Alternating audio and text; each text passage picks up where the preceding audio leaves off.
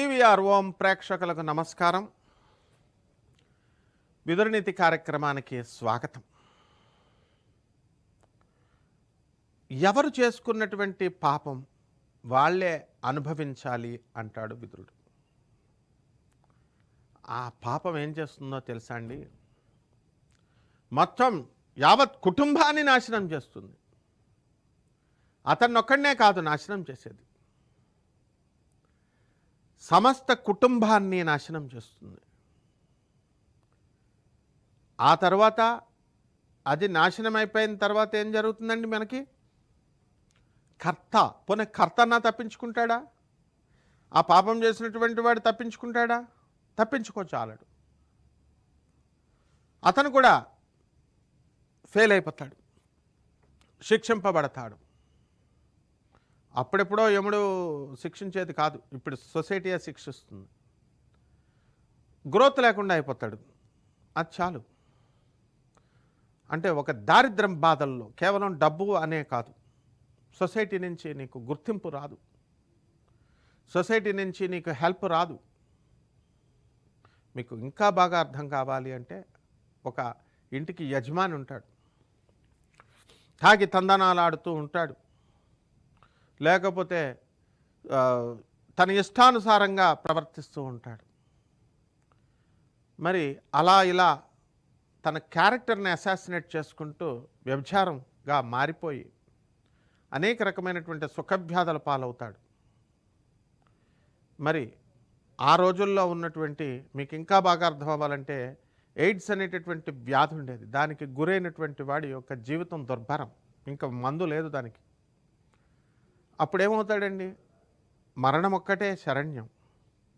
అతని వల్ల అతని భార్య, ఆ భార్య నుంచి గర్భిణి అయినటువంటి భార్యకి మళ్ళీ బిడ్డకి సంక్రమించడం ఈ వ్యాధి. ఏ పాపం చేయనటువంటి పాపం ఆ కొత్త జీవి భూమి మీదకి ఇంకా పడక ముందే ఆ వ్యాధితో అతను బాధపడడం, ఇవలాగా వైరల్ ఇన్ఫెక్షన్స్ ఇవన్నీ కూడా. ఈ విధంగా ఆ కుటుంబంలో అతను మరణించడం త్వరగా, భార్య మరణించడం, ఆ తర్వాత ఆ పిల్లవాడు, పుట్టినటువంటి పిల్లవాడికి సంఘంలో మరి ఎవరు దగ్గరకు రానివారు, భయపడతారు కదా కరోనా ఇలాంటి వ్యాధులంటే. కాబట్టి పాప ఫలితము చాలా భయంకరమైనటువంటిది. పూర్వజన్మ కృతం పాపం రోగరూపేణ పీడిత. పూర్వజన్మల్లో మనం చేసుకున్నటువంటి యొక్క పాపాలన్నీ కూడా పూర్వజన్మ కృతం పాపం రోగ రూపేణ పీడిత, రోగ రూపంలో పీడిస్తాయి. కాబట్టి ఈ పాపం అనేటటువంటిది మనం చేయకుండానే ఉండాలి. పొరపాటున మనం కనుక చేసినట్లయితే మనం దాని నుంచి మనం ఎలా తప్పించుకోవాలా? కేవలము పశ్చాత్తాపం వల్ల తప్పించుకోవాలి. మరి ఇది ఎలా సాధ్యం? గొళ్ళకెళితే తగ్గుతుందా? గోపురాలకెళితే తగ్గుతుందా? పసుపు కుంకాలేసి పూజ చేస్తే తగ్గుతుందా? నెవర్. నీలో పశ్చాత్తాపం రావాలి. అందువలన prevention is better than cure అన్నారు. కాబట్టి నువ్వేం చేయాలా? నీకు ఆ రోగం రాకుండానే చూసుకోవాలా. ఈ రోగం రావడానికి పాపపు ఆలోచనలు కారణం. ఆ ఆలోచనలను నువ్వు కరెక్ట్ చేసుకోవాలా, క్షయం చేసుకోవాలా, పాపక్షయం. మరి ఈ విధంగా ఈ యొక్క మన విదురుల వారు ఏం చెప్తారంటే, పాపము యొక్క శేషము కర్తను వదలదు. మరి పాపానికి డెఫినేషన్ ఏంటండి? మనం సాధారణంగా పాపము పుణ్యము అని చెప్తాం. పాపం అంటే ఏదో ఎవరిదో దొంగిలించడమో, లేకపోతే వ్యభిచారము, దొంగతనము, ఇట్లాంటివే పాపాలుగా మనం అనుకుంటాం. కానీ మెయిన్గా పాపము అంటే నీ తల్లి, తండ్రి, నీ గురువు, ఈ ముగ్గురు దైవంతో సమానమని తెలుసు. వీళ్ళు చెప్పింది వినకపోవడమే నువ్వు పాపం. భగవంతుడు చెప్పింది వినకపోవడమే పాపం. భగవంతుడు చెప్పంది చేయడమే పాపం. అంటే నీ తల్లి, తండ్రి, గురువు, చిన్నప్పుడు నీ మాస్టర్లు ఎవరైతే ఉన్నారో వాళ్ళ చెప్పంది నువ్వు చేసావనుకో, అది పాపం. వాళ్ళు మంచి పనులే చెప్తారు కదా, చెడ్డ పనులు చెప్పరు కదా, అందుకని చేయకపోవడం నీ పాపం. అలాగే వాళ్ళు చెప్పింది చేయకపోవడం, తల్లిదండ్రులు చెప్తారు నీ క్షేమాన్ని కోరి, టీచర్, అది నువ్వు చేయకపోవడం పాపం. అంతేగాని విశేషించి ఏదో పాపం అంటే ఏవో చేయాలా, శాస్త్రాలు చెప్పినాయి ఇవి చెప్పినాయి చెప్పలేదు. సింప్లిఫైడ్ ఫామ్లో చెప్తాడు విదురుడు. కాబట్టి నాయన దుర్యోధన, నీ తండ్రి మాట విను, నీ తల్లి మాట విను. ధృతరాష్ట్రుడు నీ తండ్రి అయినటువంటి వాడు, లేదా ధృతరాష్ట్ర నీ బిడ్డనైనా కంట్రోల్లోకి తెచ్చుకో. ఓన్లీ వన్ థింగ్, ఈ రోజున ఎంతమంది తండ్రులు తమ బిడ్డల్ని కంట్రోల్లోకి తెచ్చుకొని చెప్పగలుగుతారు? Do they have that guts? లేదు, భయపడిపోతారు. దేనికి? పేదరికం, దౌర్బల్యం, దారిద్ర్యం, చేతకానితనం, ఇవన్నీ ఎందువల్ల వస్తాయి? వయసు క్షీణించడం వల్ల, బుద్ధి క్షీణించడం వల్ల. బుద్ధి ఎందుకు క్షీణిస్తుంది? నీ కర్మల వల్ల, పాపపు కర్మల వల్ల. అదే నువ్వు వయసులో ఉన్నప్పుడు, నువ్వు బలంగా ఉన్నప్పుడు, నువ్వు మంచి కర్మలు చేసినప్పుడు నీకు బుద్ధి క్షీణించదు కదా, పాపం రాదు కదా. కాబట్టి ధృతరాష్ట్ర, నువ్వు అంధుడవయ్యావు. ప్రపంచంలో ఉన్న మంచి చెడులు నీకు ఎలాగూ కనబడవు. కాబట్టి మాయావశములో నువ్వు బంధింపబడ్డావు. బిడ్డలపైన మమకారం ప్రతి ఒక్క తల్లిదండ్రులు. ధృతరాష్ట్రుడు అంటే ఆయన ఎవడో హస్తినాపురంలో ఉన్నాడు పెద్దవాడు, అతను ఒక్కడే అనుకుంటున్నారేమో. కాదు, ఇప్పుడు సృష్టిలో మనందరం కూడా ధృతరాష్ట్రులమే. ఎవరైతే భార్య, నా పిల్లలు, నా కుటుంబము, నా ఆస్తి, నా పరివారము అంటూ సత్యదర్శనం చేయనటువంటి ప్రతి ఒక్కడు కూడా గుడ్డివాడే, ధృతరాష్ట్రుడే. ఇది విదురుల వారు చెప్పింది. స్పిరిచువల్గా మీరు ఎలివేట్ అవ్వండి.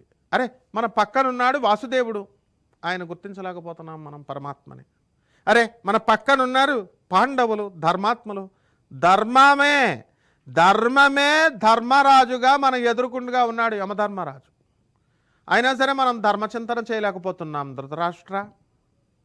ఇది తెలిసి నువ్వు నీ కొడుకు చెప్పలేకపోతున్నావు ధృతరాష్ట్ర అని చెప్తాడు.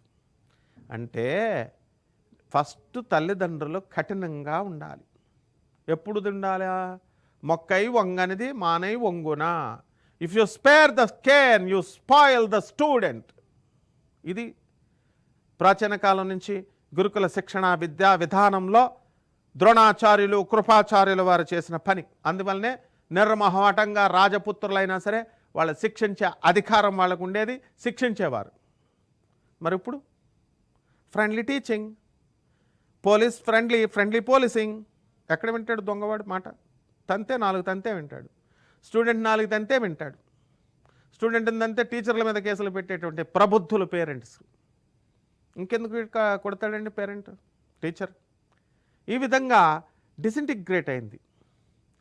ఈ యొక్క రెట్రోగ్రేడ్లో ఏమవుతుందంటే ద వాల్యూస్ అన్నీ కూడా, మారల్స్ అండ్ ఎథిక్స్ అన్నీ కూడా డిగ్రేడ్ అయిపోయినాయి, డీజెనరేషన్. సో అటువంటప్పుడు క్వాలిటీ అనేటటువంటిది ఉండదు. ఇది ఆధునికమైనటువంటి ఇప్పుడు పరిజ్ఞానంలో ఉన్నటువంటి స్టూడెంట్స్, ఇప్పుడున్నటువంటి జనరేషన్ తెలుసుకోవాల్సింది. ఆయన ఎవరో విదురుడు, అప్పుడెప్పుడో చెప్పాడు మహాభారతం, అదేదో ఎపిక్, అదేదో కథ కాదమ్మా, అది చరిత్ర. అందువల్ల ఇది జరిగినటువంటి మహాభారత కురుక్షేత్ర యుద్ధానికి సాక్ష్యాలున్నాయి. విదురుల వారు చెప్పినటువంటివన్నీ కూడా నవజీవనమై, మహాభారతం నవజీవనమై మన నిజ జీవితంలో జరిగేటటువంటి ప్రతి సంఘటన కూడా ఆ ప్రతి ఒక్క పాత్రలో మహాభారతంలో ప్రస్ఫుటంగా మనల్ని మనమే చూసుకోవడానికి శ్రీకృష్ణ పరమాత్మ పెట్టినటువంటి దర్పణమే మహాభారతం. అంతేగాని అదొక గ్రంథం కాదు. ఇది ఎవడు రాశాడో తెలియదండి, వ్యాసుల వారు రాశారో లేదో తెలియదు, ఇది ఉందో లేదో తెలియదండి, కల్పితాలండి. No, it is an history. కాబట్టి పాపపు ఆలోచనల నుంచి దూరంగా వెళ్ళిపోండి. అసలు ఏం చేయమన్నాడు? మన పెద్దవాళ్ళు చెప్తూ ఉంటారు, 10 రూపాయలు ఇచ్చి మనకి మంచివాడిని కొనుక్కోరా నాయన, ఒక 1000 రూపాయలు ఇచ్చి దుష్టుడిని వదిలేసుకోమంటారు. అంటే నువ్వు దుర్జన సాంగత్యం చేయకూడదు, చెడ్డవాళ్ళతో స్నేహమే చేయకూడదు. అసలు వాళ్ళతో చేస్తే ఏమవుతుంది? మన క్యారెక్టర్ అసాసినేషన్ అయిపోతుంది. మరి మనకి చిన్న షుగర్ వ్యాధి చిన్నదే, మరి చిన్నగా వస్తుంది. అది అక్కడతో కనుక అల్సర్ని చిన్నగా వచ్చిన దాన్ని అక్కడతో కట్ చేయకపోతే మొత్తం చెయ్యంతా తీసేస్తుంది, ఇన్ఫెక్షన్ అయిపోయి. ఎందుకు? అందుకే అన్నమాట. ఇది మన విదురుల వారు చెప్తారు. కాబట్టి ధృతరాష్ట్ర మహారాజా బలవంతులతో కోరి కయ్యాలు తెచ్చుకోకూడదు. కోరి కయ్యాలు ఎవరు తెచ్చుకుంటారండి? అస్తమానం అతిగా వాగేటటువంటి వాళ్ళు, అనవసరమైనటువంటి పరిహాసాలు. చాలామంది చూడండి, కూర్చుంటారు, పార్టీ చేసుకుందామని కూర్చుంటారు, జోకులు వేసుకుంటూ ఉంటారు, అది సీరియస్ అయిపోతాయి, అన్నెసరీ డిస్కషన్స్.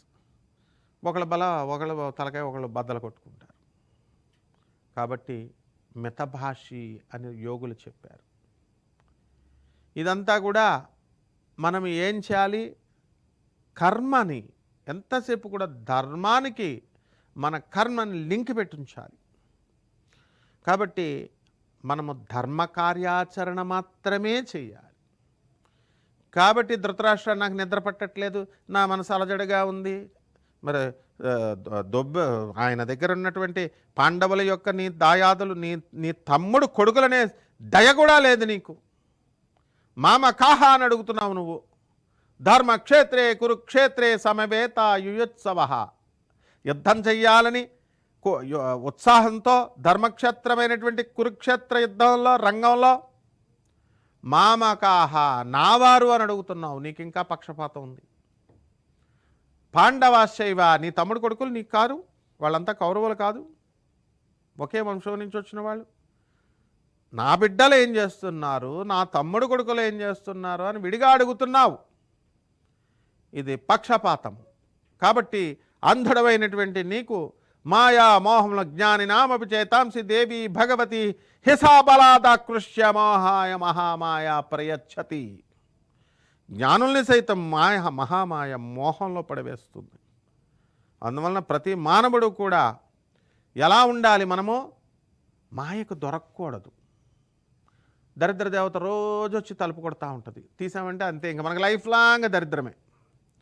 అదృష్ట దేవత ఎప్పుడో ఒకసారే వచ్చి కొడుతుంది, తీయకపోతే వెళ్ళిపోద్ది. కాబట్టి అదృష్ట దేవత వచ్చినప్పుడు తలుపు తీయకపోవడము తప్పే. అలాగే దరిద్ర దేవత రోజు వచ్చి కొడతారు, పార్టీకి వెళ్దామా, మనం తిరుగుదామా అని వెళితే అంతే. కాబట్టి నీ యొక్క కుమారులు వెంటనే యుద్ధ ప్రాతిపదిక మీద ఆ కర్ణుని వదిలేసేయాలి. అయోగ్యుడు కర్ణుడు. ఏదో ఒక దానగుణం ఉండొచ్చు ప్రతి మనిషికి కూడా. ఇప్పుడు బాగా చదువుకున్న వాళ్ళు ఉంటారు, వేమన చెబుతాడు, పాము పైన మణి ఉంటుంది, నాగమణి. అది చాలా ఖరీదైనటువంటిది. దాని మీద మణి ఉందని చెప్పి నాగపామును ప్రతి ఒక్కడు ఇంట్లో పెంచుకుంటాడా? పెంచుకోడు. నిన్నే కాటేసేస్తుంది, నీ కుటుంబాన్నే కాటేస్తుంది. ఇప్పుడు కర్ణుడు చేసిన పని అదే. చాలామంది సానుభూతి పరులు ఉన్నారు. అబ్బే కర్ణుడు మహావీరుడండి, అబ్బే కర్ణుడు దానవీరుడండి, దానకర్ణుడండి, దానం చేస్తాడండి. మీ జీవితాలు కూడా కర్ణుడిలాగా దుర్యోధనలాగా అయిపోతాయి. మీరు కూడా కర్ణుడిని కనుక సపోర్ట్ చేసినట్లయితే, అసలు అతను స్మరిస్తేనే. ఎందువలన అంటే, ఏ విధంగా అయితే నాగమణి ఉన్నటువంటి ఆ పనిని, పాముని ఇంట్లో నువ్వు పెట్టుకోవో, అదేవిధంగా ఒక్క అవలక్షణం ఉంటే చాలు. ఇప్పుడు కడివెడి పాలు ఉన్నాయి, చిన్న కన్నం పడితే మొత్తం పాలన్నీ కారిపోతాయి. చిన్న చాలు లోపం. ఆ లోపము ఒక్కొక్క మనిషికి ఒక్కొక్క రూపంలో ఉంటుంది. కొంతమందికి పరస్త్రీ వ్యామోహం, ఇతరుల యొక్క ధనాన్ని లాగేసుకోవాలని దురాశ, ధనాశ, దురాశ, ఇవన్నీ అవలక్షణాలే. ఈర్ష్య, అసూయ. అలాగే ఈ యొక్క కర్ణుడికి తన ప్రతిభను చాటుకోవాలని నిరంతరం పాపం అర్జునుడు రాకపోయినా సరే, అతనితో పోటీకి రాకపోయినా సరే, అర్జునుడిపై అనవసరమైనటువంటి వైరము, తన తల్లి ఎవరో తనకు ద్రోహం చేసిందని ఆ కక్షతో మెంటల్లీ రిటార్డెడ్ అయిపోయాడు. ఆ టైంలో ఈ యొక్క దుర్యోధనుడు దొరికాడు. తనకు అంగరాజ్యానికి, మరి నీకు క్షాత్ర ధర్మాన్ని ప్రదర్శనకే నువ్వు పనికిరావు కర్ణ, వెళ్ళిపో అని చెప్పి ద్రోణాచార్యులు వారు చెప్పినప్పుడు, నేను రాజువై ఉండాలి అంటే, వీడు రెడీ కదా, దుష్టులు ఎప్పుడు రెడీ కదా డబ్బులు ఇవ్వడానికి. అందువల్ల నా దుర్యోధనుడు ఏం చేశాడు, అంగరాజ్యానికి నేను నిన్ను రాజ్యాధిపతిని చేసేస్తున్నాను, నా రాజ్యంలో అంగరాజ్యాన్ని నీకు ఇచ్చేస్తున్నానంటే సరే అని ఇంకా అందుకనే మిత్రమా నేను ఇంక నీతోనే ఉండిపోతాను, నేను నీకు ఉంటానంటే నీకు ఇచ్చాడు కాబట్టి డబ్బులు ఇచ్చాడు కాబట్టి వాడికి సేవ చేస్తున్నావు, నీ దగ్గర ధర్మం ఎక్కడుంది నీకు, ధర్మం వైపు రమ్మని నిన్ను కృష్ణుడు అనేక సార్లు అడిగాడు, నువ్వు వచ్చావా, నీ కన్న తల్లి కుంతి వచ్చి అడిగింది, నువ్వు వచ్చావా. దుష్టుడైనటువంటి ఆ స్నేహితుడు అంటే ఇప్పుడు ఎవడో మనకి ఒక 10 కోట్లు ఇస్తానంటాడు అని చెప్పి స్మగ్లర్ వెనకాల మనం ఫ్రెండ్షిప్ చేస్తే మనం మంచివాళ్ళు అయిపోతామా, పోలీసు వాళ్ళు ఊరుకుంటారా. కాబట్టి స్వంత ప్రతిఫలాపేక్షతో చేసినటువంటి వాడు కర్ణుడు. మరి నారాయణుడు నరుడు అవతారాలు నరనారాయణులు ఇద్దరు. అర్జునుడు తన కోసం తపస్సు చేసుకోలేదండి, నరనారాయణులు అంటే నా అర్జునుడు కృష్ణుడే. వీళ్ళు ధర్మరక్షణ కోసం తపస్సు చేశారు. వాళ్ళు నిరంతరము ప్రతి జన్మలో ప్రతి యుగములో కూడా మేము జనమంతా కూడా లోక కళ్యాణం కోసం మంచి సుభిక్షతంగా ఉండాలా, దుష్ట శిక్షణ కోసం శిష్ట రక్షణ కోసం వాళ్ళు తపస్సులు చేశారు. వాళ్ళు వాళ్ళ స్వార్థం కోసం చేయలేదు, ఇప్పుడు కూడా చేస్తూనే ఉంటారు. ఇప్పుడు కూడా కృష్ణార్జునులు ఉన్నారు. మళ్ళీ మహాభారతం పుడుతుంది, మళ్ళీ మహాభారతం జరుగుతుంది, మళ్ళీ కృష్ణుడు వస్తాడు. మరి ఇవన్నీ కూడా ద హిస్టరీ రిపీట్స్.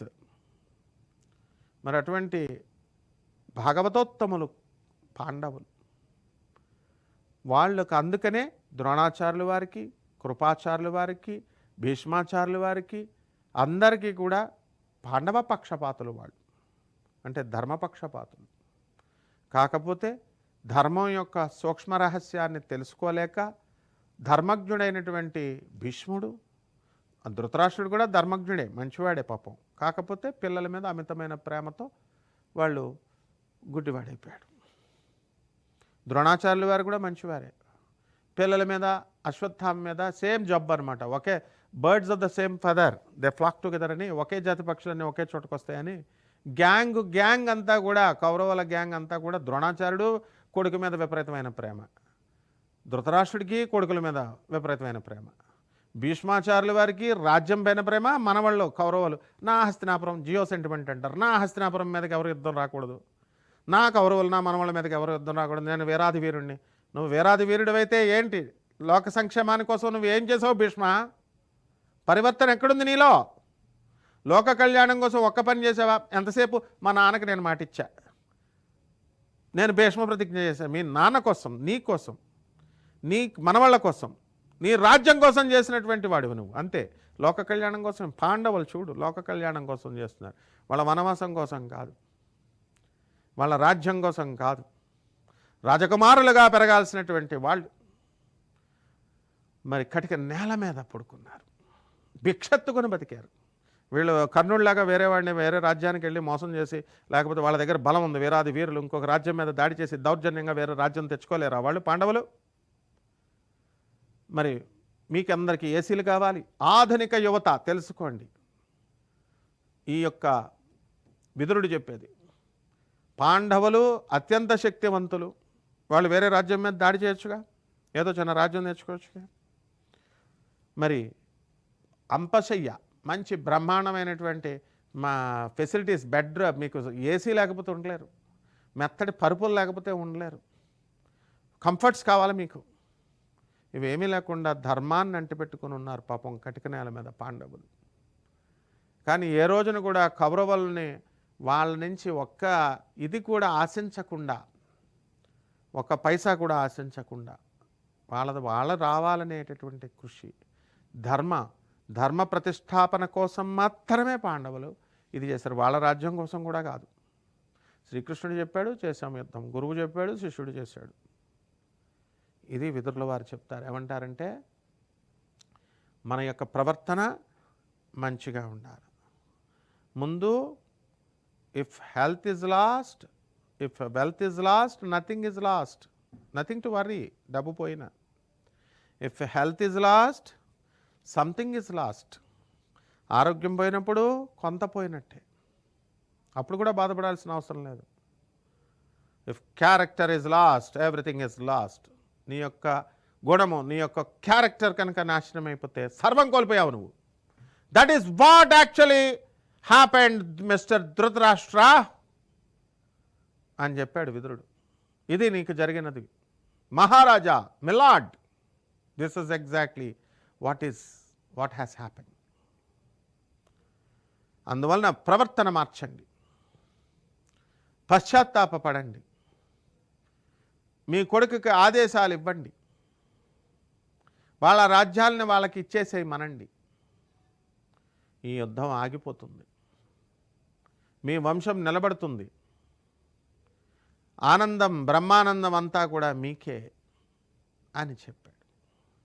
అప్పటికైనా రియలైజ్ అయ్యాడా ధృతరాష్ట్రుడు? మరి ఓకే విదురా, ఓకే, ఇప్పుడు ఇదంతా నైట్ డిస్కషన్ జరుగుతుంది మనకి. రేపొద్దున వస్తానన్నాడు సంజయుడు. మనము రేపు అతను ఏమంటాడో చూద్దాం. అతను చెప్పిన తర్వాత మనము ఒక డెసిషన్కి వద్దామన్నాడు. ఇది అంటే టైమ్లీ డెసిషన్ తీసుకోలేనటువంటి వాడు ధృతరాష్ట్రుడు. అతని యొక్క అంగవైకల్యం కారణంగా, అతనికి పిల్లల మీద ఉన్నటువంటి అపారమైనటువంటి ప్రేమ కారణంగా, అంధప్రేమే అది, గుడ్డి ప్రేమ అంటారు దాన్ని, పిచ్చి ప్రేమ అంటాం చూసారు, అది అటువంటిది. ఈ యొక్క ప్రేమ అనేటటువంటిది దాన్ని కపట ప్రేమ అంటాం. ఇప్పుడు ఉన్నటువంటి యూత్ని చూడండి మీరు, విదురుల వారు చెప్పింది యూత్ వినాలి. మెట్రో స్టేషన్స్లో, తర్వాత ఈ యొక్క బయట చట్టాపట్టాలు వేసుకొని తిరుగుతున్నటువంటి స్టూడెంట్స్, వాళ్ళు ప్రదక్షిణాలు చేసుకుంటారా గుళ్ళకి అంటే వాళ్ళు చట్టాపట్టాలు వేసుకొని తిరుగుతున్నారు. వాళ్ళు ప్రేమికులు చూస్తున్న సమాజం కూడా మీరు సరిగ్గా వెళ్ళండి అని వీళ్ళు చెప్పరు. వాళ్ళు కూడా సిగ్గు, లజ్జ, మానం, అభిమానం అన్నీ వదిలేస్తేనే పతనం అని విదురుడు చెప్తున్నాడు. అది మూర్ఖుడి యొక్క లక్షణం అని చెప్తున్నాడు. మీరు చేసేటటువంటి ప్రతి విషయము సంఘంలో మాది మళ్ళీ రిఫ్లెక్ట్ అవుతుంది అని చెప్తున్నాడు. ఒకళ్ళని చూసి ఇంకొకరు తయారవుతున్నారు ఇలా ఈ పిల్లల్ని చూసి. కాబట్టి సమాజంలో ఉన్నటువంటి ఏ ఒక్క రుగ్మతనైనా సరే మనం దాన్ని వెంటనే ఆపాలి. ఆపకపోతే అది వైరస్ లాగా మల్టిప్లై అయ్యి మరి మ్యుటేషన్స్ చెందుతూ, మరి కరోనా వైరస్ మ్యుటేషన్స్ చెందుతూ అనేక రకాలుగా ఎలాగైతే ప్రమాదకారి అవుతుందో, సమాజంలో ఉన్నటువంటి రుగ్మతలన్నీ కూడా నాకెందుకులే, నేనెందుకు చేయాలే అని అనుకున్నప్పుడు ఇదంతా అజ్ఞానమే అవుతుంది, మూర్ఖత్వమే అవుతుంది. కానీ పాండవులు అలా చేయలేదుగా. ద్రౌపది వస్త్రాపహరణం జరుగుతుంటే ఏమంటారు? ప్రగల్భాలు పలుకుతారు. అసలు చేయమన్నదే కర్ణుడు. అశ్వత్థామొక్కడే ఎదుర్కొంటాడు వద్దు తప్పు అని. కాబట్టి కృష్ణుడు క్షమించి వదిలిపడేశాడు వాడిని. పాండవుల నిస్సహాయ పరిస్థితుల్లో ఉండి దాసుళ్ళయ్యి దుర్యోధనుడికి ఉన్నప్పటికీ కూడా భీముడు ఏమంటాడు? అట్లీస్ట్ నీ తొడ తీసేస్తానంటాడు భీముడు. అట్లీస్ట్ ఎదిరించారు ఒక ఆడదానికి, ఉమెన్హుడ్కి అన్యాయం జరుగుతుంటే. అర్జునుడు నిన్ను చంపేస్తానంటాడు. వాళ్ళు అన్న ప్రతిజ్ఞలు చేశారు. ఉమెన్హుడ్, మాతృత్వం, స్త్రీత్వం అని స్పీచ్లు ఇస్తాం. కానీ నిజ జీవితంలో ఎంతమంది స్త్రీత్వానికి గౌరవిస్తున్నారు, ఉమెన్హుడ్కి గౌరవిస్తున్నారు? ఇస్తే ఈ డైవర్సులు ఎందుకు వస్తాయి? ఈ యొక్క ఆడవాళ్ళు బాధపడేటటువంటి సిచ్యుయేషన్ ఎందుకు వస్తుంది? అసలు మహాభారత యుద్ధం జరిగిందే ఒక స్త్రీకి అవమానం జరిగిందని. అంతేకాని పాండవుల నేల కోసం ఒక ప్రబుద్ధుడు చెప్తాడు, ఏమండి భూమి కోసం జరిగిందండి, భూమి కోసం యుద్ధం అంటాడు. ఏమిటి భూమి కోసం జరిగింది యుద్ధం? పాండవులు వాళ్ళ భూమి వాళ్ళకి కావాలనుకుంటే ఏదో రకంగా వీరాది వీరులు వాళ్ళు తెచ్చేసుకోగలరు, లేదా వేరే రాజ్యం మీదకి వెళ్ళి తెచ్చేసుకుంటారు. భూమి కోసం కాదు. ఒక స్త్రీకి జరిగినటువంటి అవమానానికి కేవలం దానికోసమే ఈ మహాభారత సంగ్రామం జరిగింది. ఇది చాలామంది మహాపండితులకు కూడా అర్థం కానటువంటి ఈ సూక్ష్మ రహస్యాన్ని మనం తెలుసుకోవాలి. వసుదేవసుతం దేవం కంసచాణూరమర్దనం దేవకి పరమానందం కృష్ణం వందే జగద్గురుం. ఆ శ్రీకృష్ణ పరమాత్మ యొక్క భక్తులు కాబట్టి పాండవులు ఆ పరమాత్మ యొక్క కరుణా కటాక్షాలతో వాళ్ళ జీవనం ఉంది. వాళ్ళ ఊపిరే కృష్ణుడి యొక్క ధర్మం. కృష్ణుడి యొక్క అనుగ్రహం. అందువల్లనే భిక్ష, లజ్జ, సిగ్గు అన్నీ వదిలేసుకొని భిక్షతో బ్రతుకుతూ కూడా ధర్మానికి కట్టుబడ్డారు. ప్రతి నిమిషంలో కూడా అర్జునుడు ఏం చేసేవాడు? యుద్ధం జరిగేటప్పుడైనా ఎప్పుడైనా అస్తమానం కృష్ణుడి వైపు చూస్తూ ఉండేవాడు. కృష్ణ ఇప్పుడు ఏం చేయమంటావు, కృష్ణ ఇప్పుడు ఏం చేయమంటావు అంటే, ఏమిటయా నువ్వు, నీకు చిన్నప్పుడు నేను మంచి ఆరోగ్యాన్ని ఇచ్చాను, ఒక గురువుని పెట్టాను, ద్రోణాచార్యుడిని నేర్పించాను, స్కూల్కి పంపించాను, నేర్చుకున్నావు ట్రైనింగ్ అయ్యి, నీ సొంత ఆలోచనలతో చేయాలి నువ్వు యుద్ధం. నువ్వేమిటయా ప్రతిసారి నన్ను చూస్తావు అంటాడు పరమాత్మ పరిహాసంగా. అంటే అది నిజమైన భక్తి. అందుకనే అర్జునుడు అంటే శ్రీకృష్ణ పరమాత్మల వారికి అంత ప్రేమ. It depends on each and every single issue. ప్రతి చిన్న పనికి కూడా స్వామి వారి యొక్క అనుగ్రహం కోసం, ఆజ్ఞ కోసం ఎదురు చూస్తూ ఉంటాడు. తన స్వామికి తెలియకుండా ఒక్క చిన్న పని కూడా చేయడం అర్జునుడికి ఇష్టం లేదు. ఎంతమంది శిష్యులు ఉన్నారండి ఇప్పుడు అలా? తన గురువు ఆజ్ఞ కోసం, మా మాస్టర్ మమ్మల్ని తిట్టకపోతే, మాస్టర్ ఈరోజు ఏంటి మమ్మల్ని తిట్టట్లేదు, బోర్ కొడుతుంది మాకు, కొట్టట్లేదు స్వార్ అనేవాళ్ళం. So we should love our teachers. విదురుడు మనకి జగద్గురువు. ఆయన రాజనీతి శాస్త్రాన్ని, పొలిటికల్ సైన్స్ చదువుతున్నటువంటి ప్రతి ఒక్క విద్యార్థి కూడా విదురనీతిని మనం చదవాలి, వినాలి. జీవితంలో జరిగేటటువంటి ప్రతి సూక్ష్మమైనటువంటి పాయింట్ను కూడా విదురులు వారు టచ్ చేశారు. మనకి హెల్త్ దగ్గర నుంచి, ఆరోగ్యకరమైనటువంటి అలవాట్ల దగ్గర నుంచి, మరి ఏ విధంగా మనం ఆరోగ్యాన్ని చక్కగా ఉంచుకోవాలి, ఆరోగ్యకరమైనటువంటి ఆలోచనలతో మనం జీవనం సాగించాలి, మనం బ్రతుకుతూ ఇతరులకి 10 మందికి మనము అన్నం పెట్టాలి, మనం ధర్మంగా ఉంటూ, ఆదర్శంగా ఉంటూ ఇతరులని ధర్మవంతుల్ని చేయాలి, ఆరోగ్యవంతుల్ని చేయాలి, వాళ్ళందరికీ కూడా తిండి పెట్టాలి అనేటటువంటి ధోరణితో విదురులు వారు చెప్తారు. కాబట్టి నెక్స్ట్ ఎపిసోడ్లో మళ్ళీ మనము ఈ విదురులు వారు చెప్పినటువంటి ఇంకా అనేకమైనటువంటి నీతివాక్యాలు ఉన్నాయి. అవి నీతివాక్యాలుగా మనం భావించకూడదు.